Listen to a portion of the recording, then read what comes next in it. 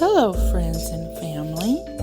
I'm Grammy Robin, and I can't wait to read with you. Duck and Hippo Give Thanks by Jonathan London, illustrated by Andrew Joyner. It was almost Thanksgiving, and the leaves were still tumbling. Scritch, scritch, scritch.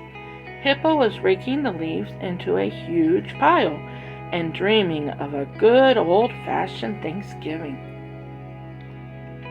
A white blur flew through the air. Whee! Poof! And plopped right into the middle of Hippo's pile. What was it? A head popped up.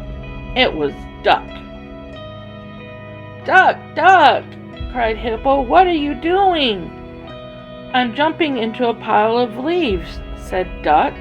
"It's fun. Why don't you try it?" "I'm trying to make the pile all nice and tidy," Hippo said with a huff. Bonk! Just then an apple fell on Hippo's head. Hippo rubbed his head, polished the apple, and handed it to Duck. "For you," he said. "Thanks, Hippo," Duck said. "Speaking of giving thanks," said Hippo, "tomorrow is Thanksgiving. Let's celebrate together." "Yes," said Duck, "I'll help, and let's invite all our friends." To get ready for the feast, Duck and Hippo went shopping. Duck said, "I want to ride in the basket."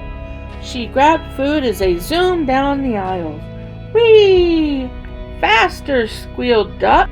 Then Duck jumped out and Hippo squeezed in, but the shopping cart wouldn't budge. "Urgh! Urgh!" And when Hippo tried to squeeze out, "I'm stuck!" cried Hippo. "No problem," boomed Elephant. He lifted Hippo out. "Thank you, Elephant," said Duck and Hippo, and Duck invited him for Thanksgiving. "Delighted," boomed Elephant.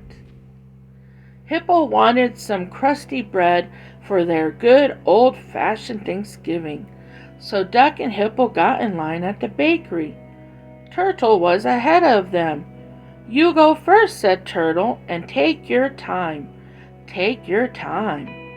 "Thank you, Turtle," said Duck and Hippo, and Duck invited him for Thanksgiving. "Terrific," said Turtle.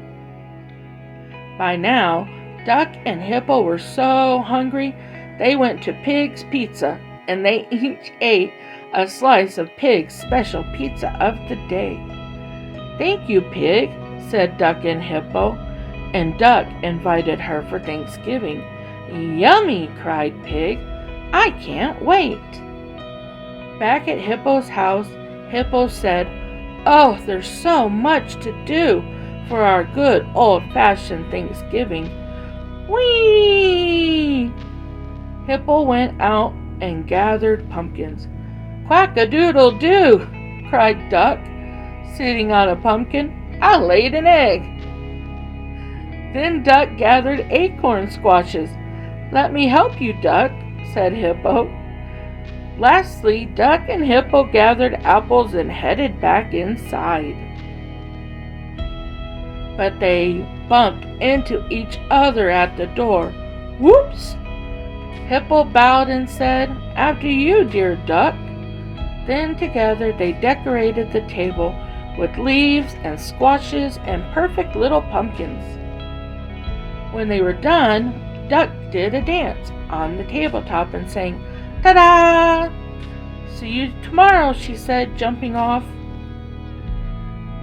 That night, Hippo went to sleep and dreamed of a good old-fashioned Thanksgiving. Before Duck went to bed, she told her friends, "Let's make something special for Hippo." The next day, Hippo was busy.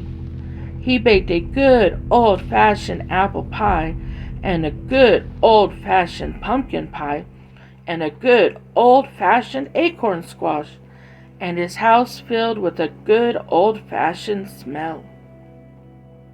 He couldn't wait for his good old-fashioned Thanksgiving to begin. But it was getting late. Hippo looked out the window. The full harvest moon was rising over the trees. Night had come. But where, oh where, were Hippo's friends? "Here we are," cried Duck, and they all piled into Hippo's house. "Sorry we're late, but we were all finishing up a special surprise for you." "I wonder what it could be," thought Hippo. Hippo's friends each had something to offer. Turtle brought Chinese egg rolls. Elephant brought sea cucumber sushi. Pig brought pizza napolitana. And Duck brought peanut butter and jelly tacos. Surprise! This is not a good old-fashioned Thanksgiving feast, thought Hippo. But then he looked at the smiling faces of all his dear friends. He spread his arms wide and said, "Welcome, and thank you for being who you are." "Hooray!" everyone shouted. Then they all gathered around the table and held hands. Duck and Hippo gave thanks for their friends, for being together, and for sharing nature's bounty. "Let's eat!" cried Pig. And it was a big, happy Thanksgiving feast, the best Thanksgiving ever. When they were done, Duck said, "And now, let's go outside and jump in the leaves. Whee!" The end. What a great book.